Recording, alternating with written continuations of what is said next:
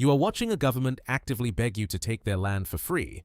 Not a scam, not a typo, not some deranged Craigslist ad from a man who owns too many cats.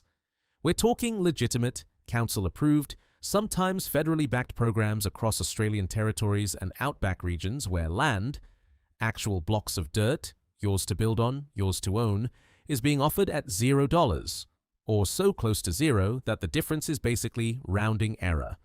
The catch? There's always a catch. In some cases, it's isolation so absolute you'll start having philosophical conversations with your mailbox. In others, it's heat that doesn't so much warm you as absorb you. In a few, it's the uncomfortable realization that the government isn't being generous. They're desperate. New Australia is a continent the size of the contiguous United States with the population of Texas, and some of these places make Texas look crowded. 10 territories, 10 stories. Some beautiful, some brutal, all of them real. Hit that like button if you're brave enough to see number 1, and subscribe, because trust me, you are absolutely not ready for where this is going. Number 10, Quilpie, Queensland. Picture this. You're driving west out of Brisbane. You pass through suburbs, then exurbs, then towns that used to be towns. The radio starts losing signal somewhere around Roma. By the time you reach Charleville, you've been driving for 9 hours, and the landscape has gone from green pastoral to something that looks like God ran out of paint and just left it. Keep going. Another 3 hours. You'll find Quilpie. Population, around 900 people. Shire population across the entire surrounding region, maybe 1,100. That means if you moved here tomorrow, you would represent approximately 0.09% of the entire local population, which sounds tiny until you realize that in Quilpie, that is influence. The Quilpie Shire Council, and bless these people, on because they are trying, has periodically offered residential land at heavily subsidized rates, at various points running programs to attract families, tradies, and remote workers willing to settle permanently. Blocks that would cost $400,000 in Brisbane suburbs have been advertised here for under $20,000. Some rezoned lots were offered for as little as a few $1,000s with conditions attached. Build within 2 years, establish residency, actually show up. Here's what they don't put in the brochure. Quilpie sits at the edge of Channel Country, one of the most geologically violent floodplain systems on Earth. In wet years, the rivers that haven't flowed in a decade suddenly roar back to life and cut roads off for months. In dry years, which is most years, the ground cracks like old porcelain and the temperature sits between uncomfortably warm and surface of mercury adjacent. The flies here aren't a nuisance, they are a philosophy. They exist to test your resolve, your sanity, and your relationship with face nets. And yet, there's something about Quilpie that gets under your skin in the best possible way. The pub serves cold beer to stockmen at 5 p.m., and the conversations sound like poetry if you sit still long enough. The opal fields nearby glow like bruises in the sunset light. The night sky, no light pollution for 300 kilometers in any direction, is the kind of sky that makes atheists nervous. Locals on regional Facebook groups talk about Quilpie with a fierce, almost defiant love. People think we're in the middle of nowhere, one longtime resident posted in a thread about the land offers. We're in the middle of everywhere that matters. The thread got 17 likes. In Quilpie, that's basically going viral. Next up, we're going underground. Literally, and the land is still free. Number 9. Coober Pedy, South Australia. Coober Pedy looks like what you'd get if a film director said, "Make me a set for a post-apocalyptic movie, but keep the budget tight." Then realized they didn't need a set. They could just film Coober Pedy. This is a town of approximately 3,500 people. Though the census fluctuates wildly because a substantial portion of the population doesn't entirely want to be found, that sits in the middle of South Australia's outback, roughly halfway between Adelaide and Alice Springs on the Stuart Highway. It produces more than 70% of the world's opal supply, and in summer, the surface temperature regularly hits 50 degrees Celsius, which is 122 Fahrenheit for the Americans, which is, why are you standing outside for anyone with common sense? The solution the town developed? Go underground. No, genuinely. A significant percentage of Coober Pedy's homes, called dugouts, are carved directly into the hillsides. They are cool, naturally insulated, and have an aesthetic that oscillates between Hobbit chic and Bond villain starter home. You can stay in underground hotels, drink in underground bars, attend underground churches. The earth here isn't just land, it's shelter, which is why the land programs here are particularly fascinating. South Australian and local council initiatives have periodically offered surface lots in and around Coober Pedy at rates that would make a Sydney real estate agent weep into his oat latte. Blocks have been listed for under $10,000. Abandoned dugout properties sometimes transfer for nominal fees when estates are unclaimed. The government's broader outback activation initiatives have flagged the region multiple times as a priority zone for population incentives. The catch isn't the heat, though that's a character. The catch is that Coober Pedy operates on a kind of frontier logic that doesn't quite match the rest of Australia. Mining disputes here are personal. Someone jumps your claim, it's not a legal matter, it's an event. The town has a documented history of creative conflict resolution that we'll describe as extrajudicial. The Reddit thread on r/Australia titled "Is Coober Pedy Actually Dangerous?" has 847 comments, and the consensus is, not really, but also, yeah, a little, sometimes, particularly if you're annoying. The upside? You own a piece of the opal capital of the world. When you're living in a landscape so alien and distinctive that major Hollywood productions, Mad Max Beyond Thunderdome, Pitch Black, have used it as a stand-in for other planets. You could argue that Coober Pedy is the most cinematically interesting free land on this entire list. And somewhere beneath your feet, there might be a fortune in stone. That's not nothing. Number 8. Hay, New South Wales. There is a moment when you're driving through Hay, New South Wales, where the horizon becomes so perfectly flat and so perfectly distant that you start to wonder if the Earth is round, because if it were, surely there'd be a curve somewhere. There isn't. There's just hay. And then more hay. And then, eventually, somewhere far beyond, something that isn't hay. This is the Riverina. Hay sits at its heart like a very calm, very flat, very beige jewel. Population around 2,800. One of the most agriculturally productive plains in Australia, irrigation from the Murrumbidgee has made the surrounding land enormously valuable for farming. But the town itself? The town has been quietly shrinking for 40 years, and the council knows it. Hay Shire's land activation programs have included offerings of residential blocks at prices that are, in the context of any Australian capital city, genuinely hallucinatory.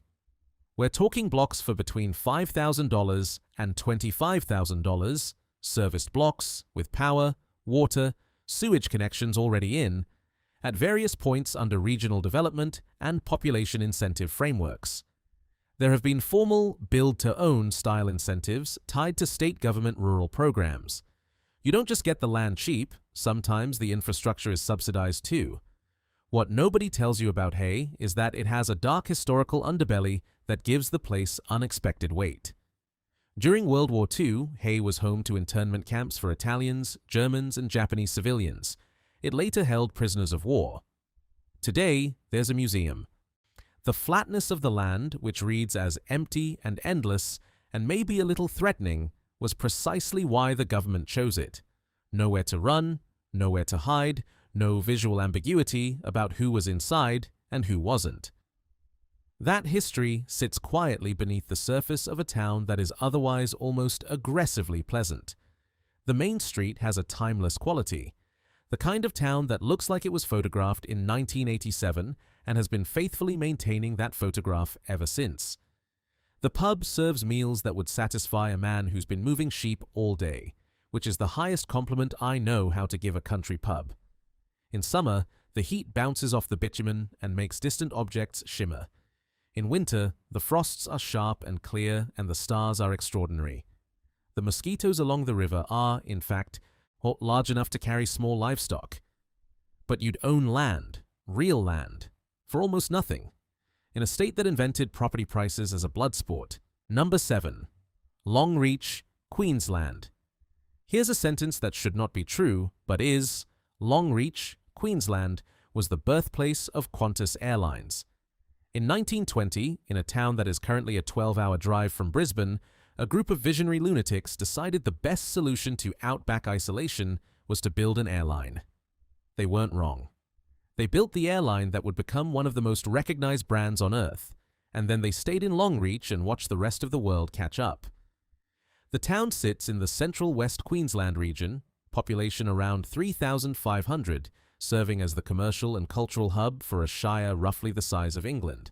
The surrounding geography is dinosaur country, not metaphorically. The Winton Formation, northwest of Longreach, is one of the richest dinosaur fossil deposits in the southern hemisphere. The Australovenator, the Diamantinosaurus, creatures that walked this ground when this was a shallow inland sea and everything about life was decided by teeth. The Longreach Regional Council has been proactive about land release in ways that make you do a double take. Residential lots in town have been offered at prices between $15,000 and $40,000, a fraction of their East Coast equivalents, as part of broader Queensland government regional activation efforts. There are commercial land incentives. There are agricultural lease opportunities at nominal costs. The government has essentially looked at Longreach, calculated the value of having anyone move there, and decided the math favors giving land away. What makes Longreach genuinely compelling rather than just cheap is the infrastructure. For a town of 3,500, it punches extraordinarily hard. There's an airport with regular services. There's the Australian Stockman's Hall of Fame, which is a serious museum, and not the joke it sounds like. There's a hospital, there are schools, there's a supermarket. The basics of a life are here, which distinguishes Longreach sharply from some of the places further up this list where the basics means a pub and hope. Longreach's main character flaw is the summer. Central Queensland in January and February is not for the faint-hearted, the thin-blooded, or anyone who believes that 42 degrees Celsius is too hot. It will iron the romanticism out of you quickly. So you're deep, but if you're someone who can metabolize heat the way some people metabolize stress, who finds it clarifying rather than crushing, Longreach might be the most interesting cheap real estate in this hemisphere. You'd be an hour's drive from where Qantas was born. There are worse origin stories. Number 6. Coober Pedy, South Australia. Coober Pedy has a description in nearly every travel guide on Earth, and every single one of them undersells it. Outback opal mining town where residents live underground. That sentence is technically accurate, the same way Moby Dick is a book about fishing is technically accurate. The surface of Coober Pedy looks like God started building something, got distracted, and never came back. The land surrounding the town is pockmarked with hundreds of thousands of mining shafts, unprotected holes in the ground that go straight down, hidden by dust and low light. Local signage advises visitors not to walk in the dark, not metaphorically. Physically, do not walk around outside after dark in Coober Pedy because the ground cannot be trusted. People have died falling into mine shafts, not one person, multiple people. Because the surface temperature in summer reaches 50 degrees Celsius, your residents built their homes, called dugouts, directly into the hillsides. Churches, hotels, a backpacker hostel, a bar, an opal shop, all underground. The underground Catholic Church is beautiful in a way that's deeply disorienting. Stalactite-like rock formations, soft electric light, the specific silence of being inside a hill. It feels like worship and burial happening simultaneously. The population is extraordinary. Over 40 nationalities crammed into one of the most inhospitable environments on the continent. It has one of the highest crime rates per capita of any town in South Australia. There are online forums where former residents describe the social dynamics as what happens when every person who ever wanted to disappear from their previous life ends up in the same postcode. That's not a metaphor. Coober Pedy has historically attracted people who, and for a range of reasons, preferred not to be found. An opal buyer who visited in 2022 described the experience on a travel blog. Beautiful and genuinely terrifying. I felt watched by the landscape itself. I also bought $4,000 worth of opals because apparently anxiety makes me spend money.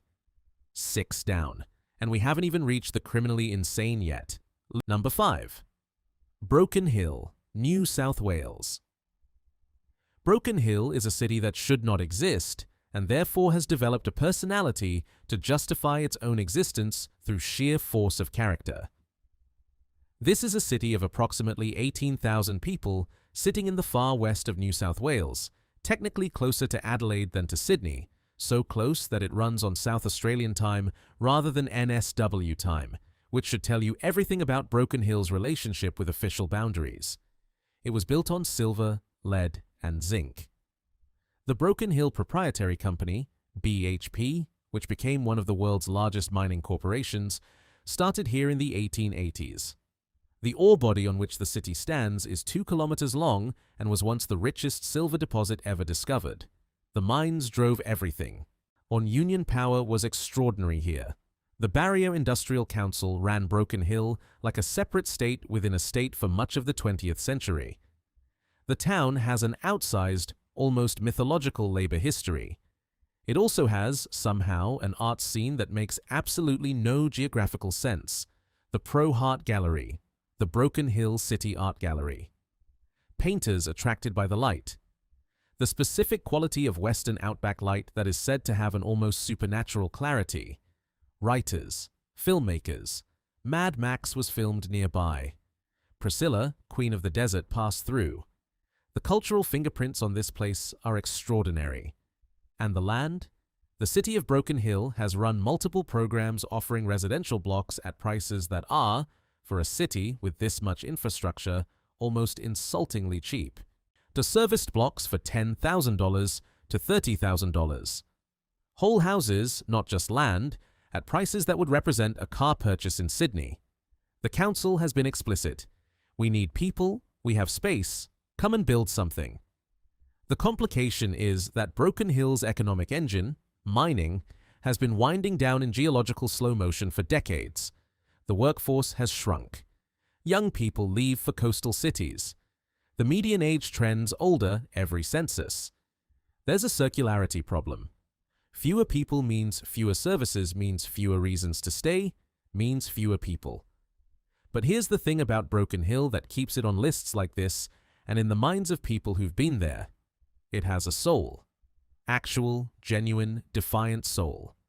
The kind of soul that only comes from a place that has survived things. Labor wars, drought, economic collapse, or the long, slow indifference of distance, and decided to keep going anyway because stopping would be an insult to everyone who came before. Buy land in Broken Hill. You're buying into a story that isn't finished yet. Number 4. Katherine, Northern Territory. Katherine is the kind of town where the adventure brochure and the emergency services brochure are the same document. Population roughly 6,500, swelling to nearly double that if you count the surrounding region's First Nations communities and the seasonal influx of tourists, agricultural workers, and military personnel from RAAF base Tyndall. It sits on the Katherine River, which is beautiful for about 10 months of the year, and then, during the wet season, becomes a force of nature that has periodically moved through the town centre unannounced. The 1998 Katherine flood inundated approximately 80% of the town. This is the kind of historical event that rational people use as a reason not to live somewhere and that Katherine residents use as a conversation starter. The Northern Territory government has run more aggressive land incentive programs than almost any other jurisdiction in the country, for a simple reason: the territory needs people desperately. Outside Darwin, population growth is essentially negative. Towns like Katherine represent strategic nodes in the territory's infrastructure. They're regional hubs with hospitals, schools, courts, military support, and agricultural connections, but they need more residents to sustain what they have. Land releases around Katherine have included blocks at near zero cost under various NT government rural and regional activation schemes. Business land has been offered on 99-year leases for nominal consideration. Residential lots in developing subdivisions have been priced to move, sometimes under $50,000, are sometimes considerably less when paired with building grants that the NT government offers to attract construction activity. And here is where I have to be completely honest with you, because Katherine is both extraordinary and genuinely complicated. The Katherine region is home to some of the most stunning landscape in Australia. Nitmiluk Gorge, carved through sandstone over millions of years, a place of profound spiritual significance to the Jawoyn people, is 30 kilometers from town.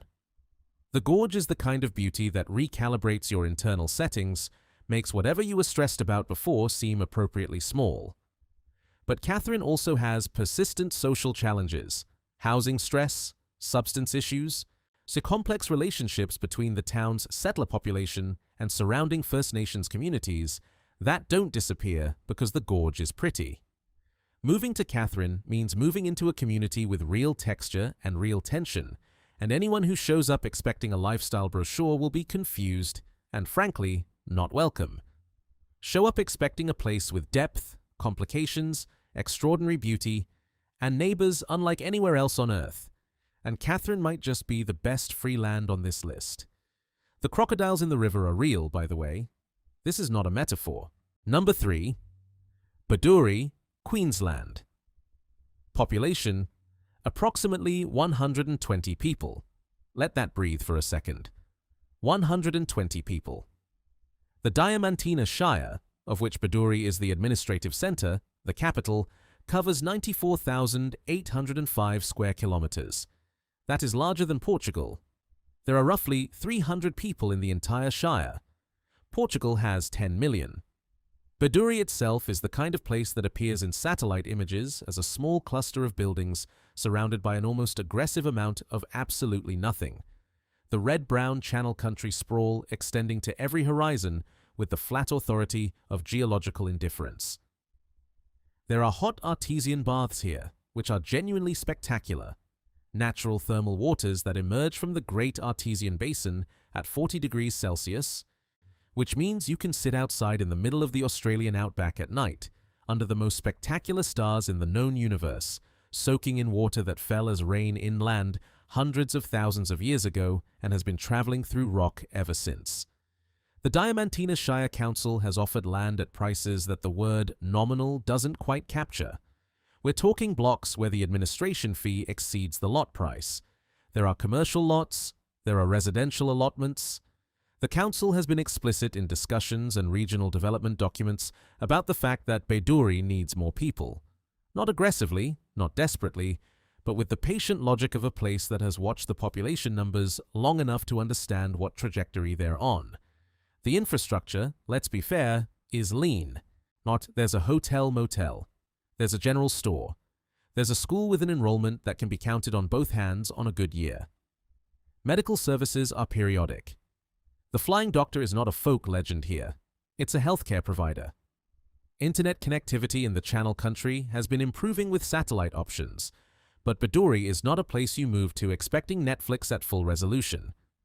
What Bedourie offers instead is something that almost no other place on this list can match. Genuine, unironic, absolute peace. The silence here is not the silence of emptiness.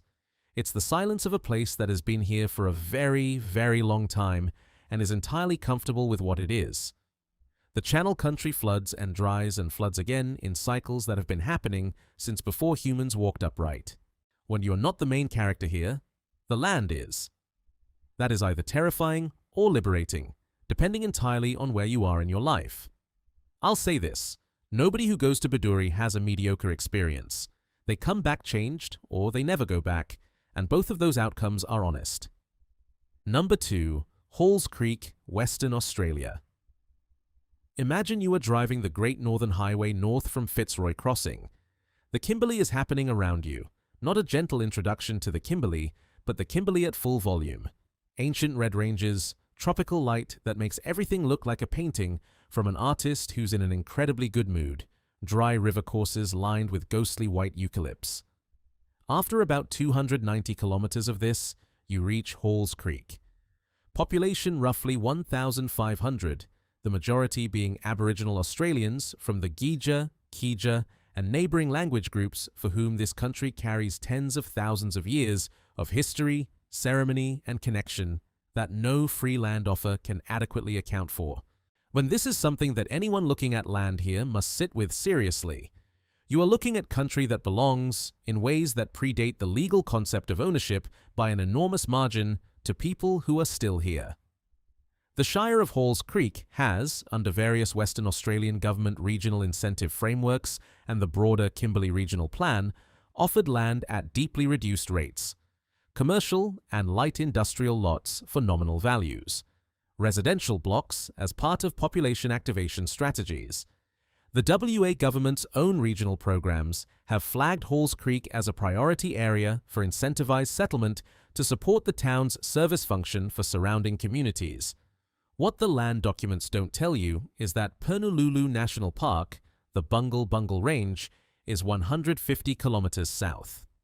Those orange and black striped beehive domes, 350 million years in the making, visited by roughly 40,000 tourists a year who fly in and fly out and have no idea there's a town nearby with nearly free land. Wolf Creek Crater, one of the largest and best preserved meteorite craters on Earth, is north of town, a circular scar 880 meters wide where a 50,000-ton rock traveling at 15 kilometers per second punched the Earth roughly 300,000 years ago. The landscape around Halls Creek is, in geological terms, eventful. The challenges are real and should be stated plainly. Halls Creek has significant socioeconomic disadvantage indicators. Access to services, healthcare, education, and employment opportunities are ongoing issues that the Shire and state government are working on with varying levels of success. The wet season closes roads. The heat is relentless. The distances involved in daily life, the nearest major hospital is Darwin, roughly 1,000 kilometers north, require a fundamental recalibration of what normal means. But I keep coming back to the bungles. I keep coming back to the idea that 150 kilometers from a nearly free block of land, there is a landscape that took 3.5 centuries of geology to produce, that fills grown adults with the specific, helpless emotion of being very small in the presence of something very old and very serious. Some real estate comes with a view. Halls Creek comes with context. Number 1. Outback South Australia. The designated remote growth zones. And here we are. Number 1 wasn't going to be a single town, because the most extraordinary free land opportunity in Australia isn't in one place. It's spread across a system. The South Australian government's response to its own vast emptying interior has been, by national standards, the most architecturally ambitious and surreal exercise in property incentivization the country has ever attempted. We're talking about the designated remote growth zones and land activation areas in Outback South Australia, particularly the regions surrounding the Flinders Ranges, the Eyre Peninsula hinterland, the Nullarbor Fringe, and the areas bordering the APY lands, Anangu Pitjantjatjara, Yankunytjatjara. These zones, G-flagged under multiple iterations of the SA government's regional population strategy and managed through Land Services SA, represent a patchwork of residential, rural residential, and commercial land offerings that have, at various points, been offered at prices ranging from a few $1,000s to zero, subject to development conditions, residency requirements, and in some cases, just the audacity to apply. The logic is this.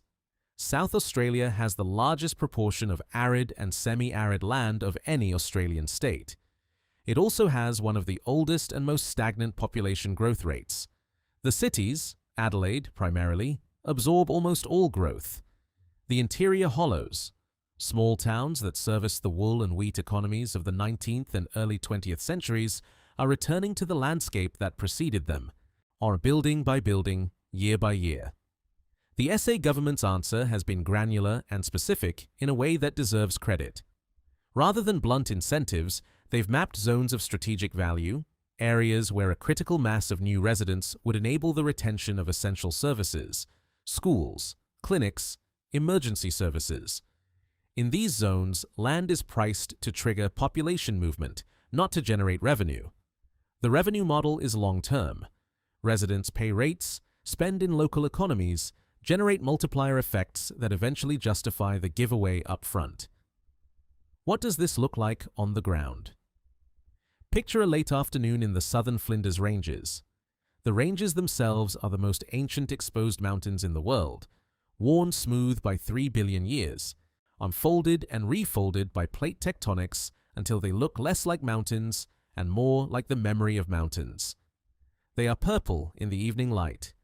The air smells of dry grass and red dust and something else, something older, the mineral presence of rock that has been rock since before multicellular life existed. Wedge-tailed eagles ride thermals above you with absolute authority. Your block, your free block, or your $5,000 block, or your $15,000 block with a building grant sitting on top, is below that. It looks at those mountains. The region isn't without edges. Groundwater access is a genuine, serious constraint in parts of Outback South Australia. Fire risk in some zones is categorically high, and the Samson Flat fires and Kangaroo Island fires within the last decade have shown what the Australian bush is capable of when conditions align. Summers in the far outback reach temperatures that make Quilpie look mild. The annual rainfall in parts of this zone is below 200 millimeters, the technical definition of desert. And yet, and this is the part that I keep returning to, the part that makes this number one and not just another entry on a list of cheap dirt, the South Australian outback has produced more writers, painters, filmmakers, and singular human beings per capita than almost anywhere else in the country. The isolation does something to you. The landscape demands something of you. You cannot be passive in the South Australian outback. The country has too much presence, too much weight, too many layers of human meaning, indigenous, pastoral, geological, for casual habitation. There are online communities now, Facebook groups for remote SA communities, or Reddit threads, Discord servers for people researching outback relocation. And what's striking about them is the tone. Not boosterism, not desperation. Something quieter and more certain. A recognition that the people who do well in these places are a specific kind of person, and that if you are that kind of person, there is genuinely nowhere better. One woman posted in a remote SA group recently, after 18 months on a subsidised block near Hawker, with a view of a range that's been there since the Precambrian.